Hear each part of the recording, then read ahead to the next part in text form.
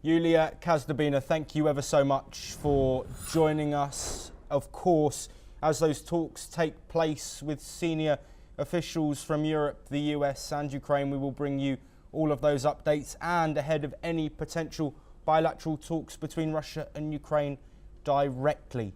We move on now, and Iran's Foreign Minister Abbas Araghchi is set to visit China on April the 23rd at Beijing's invitation, according to an announcement from the Chinese Foreign Ministry. Spokesperson Guo Jiakun said the two sides will hold discussions on bilateral ties as well as key international and regional issues. Here is what the Chinese Foreign Minister had to say. 访问期间，双方将就中伊双边关系及双方共同关心的国际、地区热点问题深入交换意见。相信此访对落实两国领导人达成的重要共识、深化两国政治互信、推动两国各领域合作、共同捍卫多边主义都具有重要意义。Well, this visit set to take place tomorrow is just days before the third round of nuclear talks between Tehran and Washington, scheduled for Saturday in Oman. It's seen as an important step in strengthening political trust between Iran and China. Let's listen in to what the Iranian Foreign Ministry spokesman has said about the Iran-China ties. روندی میتواند نقش سازنده و اثرگذاری ایفا بکنه. سفر وزیر امور خارجه به چین سفری است که از قبل برنامه‌ریزی شده بود. طبیعی است که در این سفر در مورد روند گفتگوهای غیر مستقیم ایران و آمریکا هم با مقام‌های چین رایزنی خواهیم داشت. اونها رو در جریان آخرین تحولات. Well, Araghchi's trip to China follows his recent trip to Rome, where significant conversations took place around the Iran-US nuclear talks. Araghchi had also visited Moscow, where he emphasised that Iran maintains close consultations with its key allies, Russia and China, on nuclear matters. Well, joining us to discuss this impending meeting between Iranian and Chinese officials is Jim Rice, a professor of international law, joining us from Vigan in the Philippines. Jim, thank you as always for joining us today. What's the significance, firstly, of this meeting between China and Iran ahead of these third round of crucial nuclear talks with Iran and the US? Thanks very much for having me on. Well, as we all know, Iran has been under crippling sanctions for years, and it's having a very devastating impact on its economy. It's isolated. It recently lost key allies in terms of Syria, and it's under great pressure. And so I think that the outreach to the PRC is a way to try and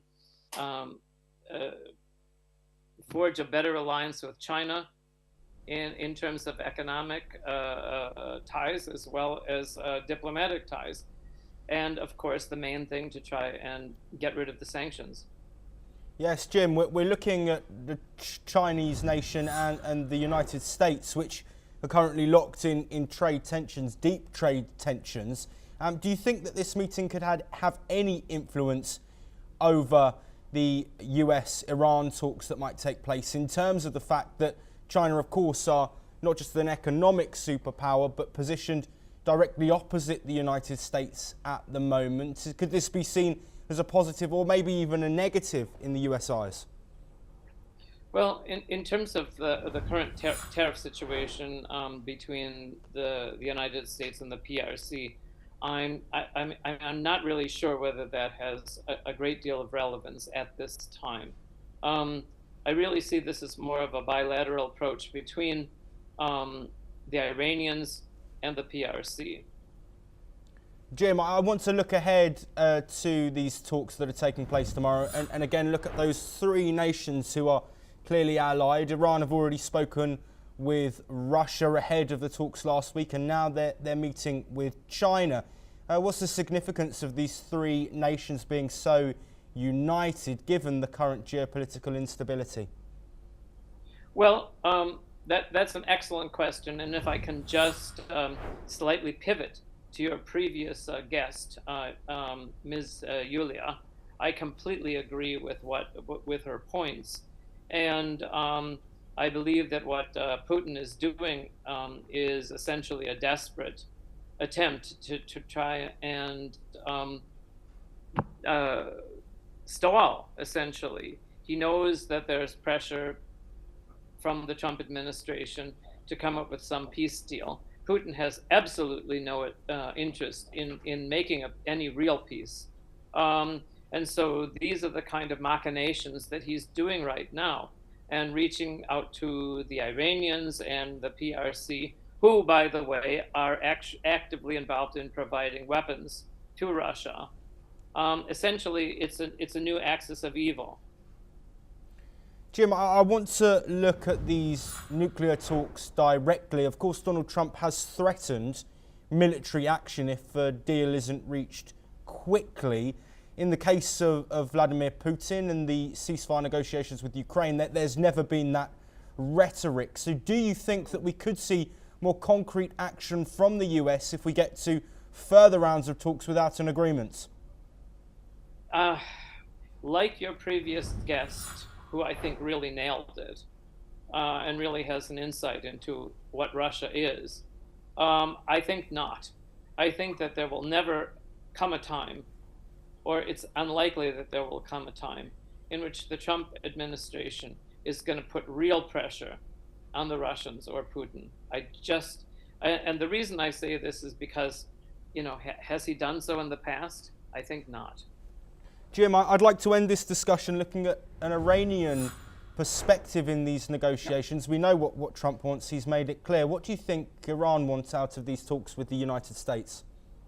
To me, the answer to that question is very simple. They want an end to economic sanctions. They want to get back into the global economy, and they want a better economy for their own people. Jim Rice, thank you ever so much for joining us and providing your insight there on several topics across